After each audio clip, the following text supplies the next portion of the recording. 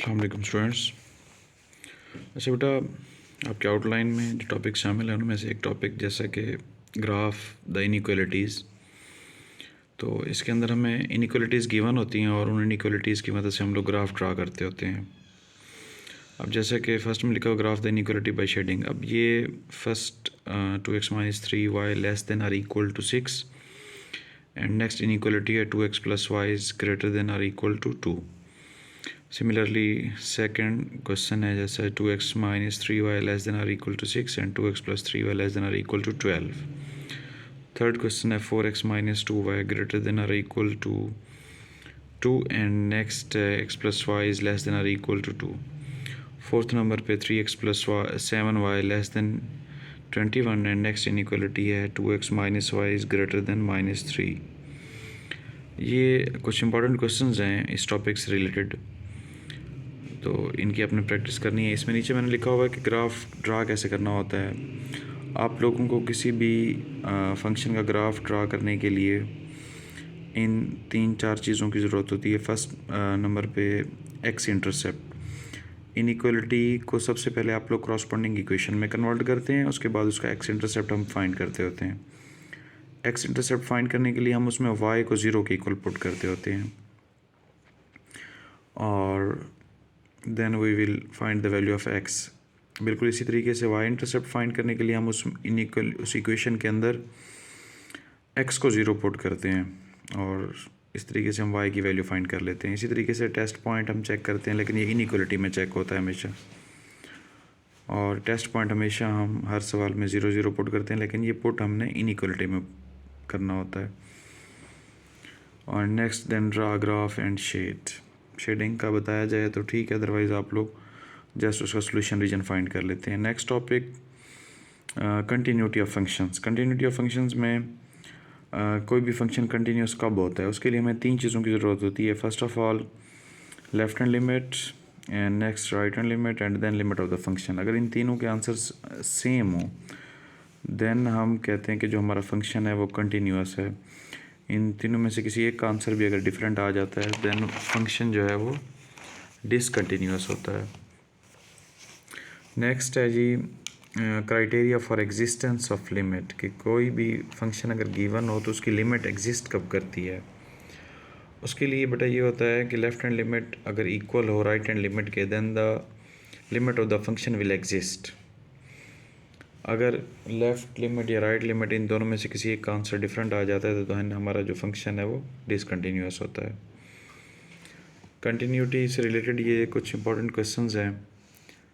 ए जैसे लिखा हुआ है उसमें आपने कंटिन्यूटी चेक करनी है x=2 के ऊपर। इसी तरीके से बी जो है x=1 एंड सी में इसकी कंटिन्यूटी हमने चेक करनी है x=1 के ऊपर। नेक्स्ट डी में एक सवाल इससे रिलेटेड है, criteria for existence of limit से, कि find C if limit exist. अब लिमिट इसकी एग्जिस्ट करती है x=-1 के ऊपर, ये बताया हुआ है, और हमारा जो मेन टारगेट है इस सवाल में वो है just to find the value of c. इसके लिए सबसे पहले देखें लेफ्ट हैंड लिमिट फाइंड की है। Limit x approaches to -1 f of x -1 के ऊपर ये जो नेगेटिव साइन है notation for left hand limit, okay, and limit x approaches to -1 and then sign for left hand limit x+2। x की जगह -1 हम पुट करेंगे तो ये हमारे पास आंसर आ गया इसका +1। इसी तरीके से राइट हैंड लिमिट हमने फाइंड की है। राइट हैंड लिमिट के अंदर लिमिट x अप्रोचेस टू -1 ऊपर positive sign f of x limit x approaches to -1 c+2। अब इसमें नेक्स्ट जो है लिमिट x अप्रोचेस टू -1 ऊपर positive sign f of x c+2 according to given condition if left hand limit is equal to right hand limit. Left hand limit का answer 1 था हमारे पास। इसी तरीके से राइट हैंड लिमिट का c+2, इनको equal रखने के बाद हमने फाइंड करना है c। 2 को आप इस तरफ लेफ्ट साइड पर ले आएंगे तो 1 - 2 c = -1। ये आपके पास आंसर है। इससे रिलेटेड किसी भी तरह का क्वेश्चन आ सकता है कि आपको कोई अननोन दिया जाए फंक्शन के अंदर और ये कहा जाए कि इसकी लिमिट एग्जिस्ट करती है या ये फंक्शन कंटिन्यूस है, find the value of m, n और c, एनीथिंग। इसी तरीके से नेक्स्ट इम्पॉर्टेंट जो टॉपिक है वो है डेरिवेटिव। डेरिवेटिव से रिलेटेड किसी भी टाइप का क्वेश्चन आ सकता है। ये कुछ रूल्स मैंने लिखे हुए हैं डेरिवेटिव से जो हमने पढ़े हुए हैं। First of all power rule, like x under root plus 2, power rule से इसको सॉल्व करना है। फॉर एग्जांपल प्रोडक्ट रूल के अंदर हमें दो फंक्शन दिए हुए होते हैं जो मल्टीप्लाई हो रहे होते हैं, उनको हमने डेरिवेटिव फाइंड करना है प्रोडक्ट रूल की मदद से। थर्ड नंबर में क्वोशिएंट रूल, अगर कोई फ्रैक्शन के अंदर आपको फंक्शंस दिए जाते हैं like x square over x plus 1, तो देन हमने क्वोशिएंट रूल की मदद से उसका डेरिवेटिव लेना होता है। फोर्थ में है quotient chain rule, chain rule से रिलेटेड एक एग्जांपल भी ये मैंने सॉल्व की है। इसमें मेरे पास दो इक्वेशन दी हुई हैं, like x equal to sine theta, y is equal to cos theta, और हमने फाइंड करना है d y by d x. ये देखें दो इक्वेशंस हैं और फाइंड हमें करना है d y by d x. तो वो अंडरस्टूड है, जब दो इक्वेशंस हों तो हमने उसका जो डेरिवेटिव होता है वो चेन रूल की मदद से हम फाइंड करते होते हैं। इक्वेशन 1 को डिफरेंशिएट किया है थीटा के लिहाज से, d x over d theta is equal to cos theta, and इसी तरीके से d y over d theta is equal to minus sine theta. अब हमने फाइंड करना था d y by d x, d y by d x. तो chain rule apply करेंगे, ऊपर लिखा हुआ है बाई यूजिंग चेन रूल। जो फर्स्ट इक्वेशन हमारे पास y वाली थी, d y by d theta, हमने वहाँ से फाइंड किया था, और जो x वाली इक्वेशन थी वहाँ से फाइंड किया था D x over d theta.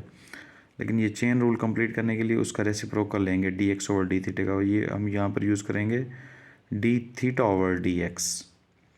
Okay, अगर आप इसका रेसिप्रोकल नहीं करते ना तो ये चेन रूल कंप्लीट नहीं होता। अब यहाँ पर देखें ना, ये d y over d x बच जाता है अगर आप इसको कैंसिल कर दें हम तो, लेकिन कैंसिल तो नहीं करना, हमने इनकी बेसिकली वैल्यूज पुट करनी होती हैं। अब d y by d theta की value minus sine theta, and d theta over d x, उसका रेसिप्रोकल लेंगे कॉस का, तो 1 ओवर कॉस थीटा। तो नेक्स्ट इसको मैंने लिखा है जी d y by d x is equal to minus sine over cos which is equal to minus tan of theta. ये हमारे पास आंसर है। नेक्स्ट MCQs के लिहाज से कुछ कंसेप्ट हैं, like for MCQs following topics are most important, like derivative, domain and range, even and odd function. आपको एक फंक्शन दिया जाता है, ये पूछा जाता है कि चेक करें कि ये इवन है या ऑड है। इसी तरीके से स्लोप, एक इक्वेशन दी जाए उसकी स्लोप फाइंड कैसे करते हैं हम लोग। नेक्स्ट कंपोजिशन ऑफ फंक्शन का टॉपिक पढ़ा था, like f of g of x. आपको एफ और जी फंक्शंस दिए जाते हैं और उनसे रिलेटेड कोई भी चीज़ पूछी जा सकती है कि इसको फाइंड करें।